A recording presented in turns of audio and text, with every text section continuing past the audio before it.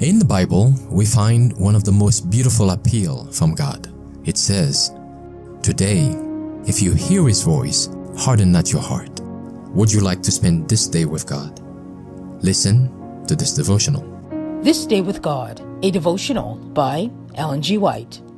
Harvesttime. And that, knowing the time, that now it is high time to awake out of sleep, for now is our salvation nearer than when we believed. The night is far spent, the day is at hand. Let us therefore cast off the works of darkness, and let us put on the armor of light. Romans 13 verses 11 and 12. We form a part of the great web of humanity, and a mutual influence passes from one to another, not only in the church, but the family in heaven and the family on earth blend, in order that Christ may become a power in the world. All the jewels of truth given to patriarchs and prophets, which have been accumulating from age to age and from generation to generation, are to be gathered up as hereditary trusts. The sacred influences of present and past generations make a strong and powerful agency for God, able to stand, not against flesh and blood, but against principalities and powers and spiritual wickedness in high places.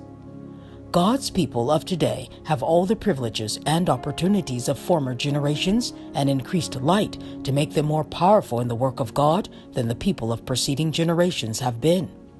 These advantages demand corresponding returns. In harmony with our heavenly treasures are to be our efforts to open the way before others. The Lord is at hand.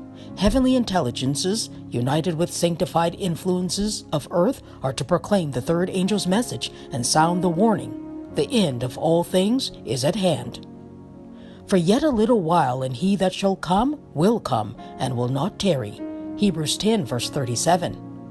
A people are to be prepared to stand in the day of the Lord, and having done all to stand, those who crowd together in cities and villages are making a serious mistake. Those who thus neglect to extend their influence by circulating wider and wider, reaching to the uttermost parts of the world, are neglecting to stand at their post of duty. In his prayer for his disciples shortly before his ascension, Christ said, "Neither pray I for these alone, but for them also which shall believe on me through their word, that they all may be one, as thou, Father, art in me, and I in thee, that they also may be one in us, that the world may believe that thou hast sent me." John 17 verse 20 and 21. Oh, that these blessed words may be written by the finger of God upon every heart.